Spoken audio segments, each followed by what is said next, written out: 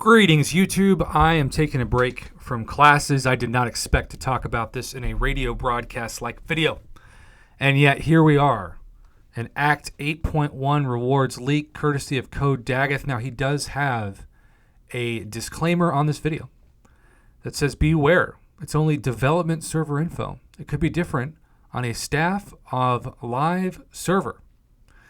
So I guess development servers are kind of like beta servers where you don't always get the same information that go from one server to the next. I will say this, though. And I know people have mixed feelings about data mining. They think it ruins surprises and is bad for the game.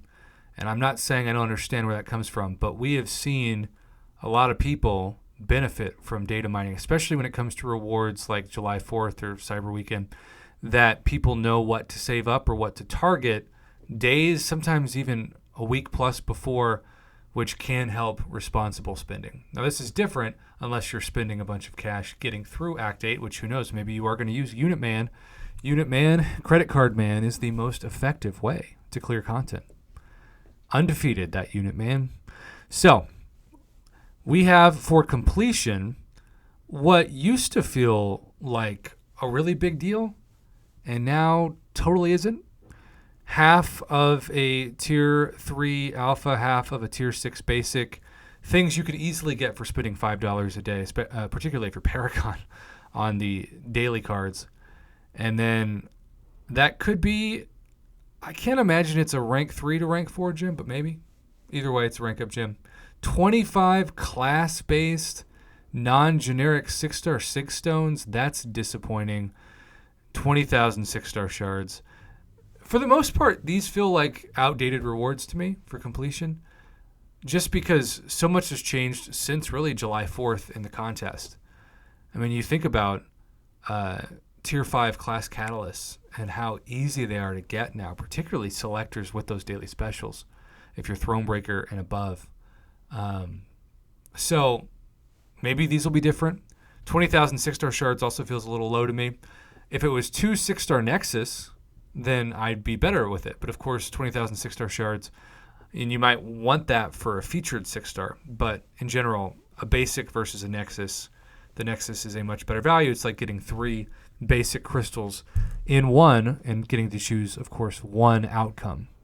All right, exploration rewards. We have the 6-star Awakening Gem Crystal, another what appears to be rank up Gem Crystal, 30,000 6-star shards.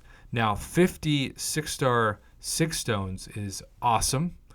That is, again, still less than 3 weeks worth of the 6-stone option for Paragon players with the daily stamps. But this is, of course, also available to people who can technically not spend money. So I'm comparing a cash advantage to an opportunity that you don't have to spend anything. So it's important to note free-to-play players can take advantage of this. They cannot take advantage of daily specials. What appears to be a Tier 5 class catalyst selector.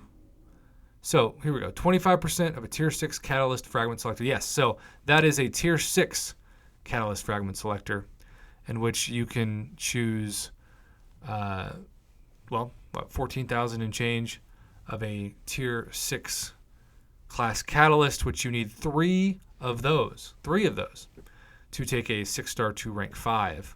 As we now are discussing the future of the game and relics, I call them Thanos. They are inevitable. They are not a matter of if, but when.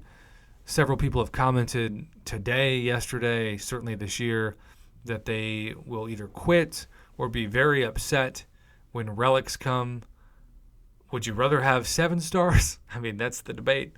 I think both are inevitable, but relics are supposed to be a way to keep the people who are the in-game players in the highest degree still interested in the game.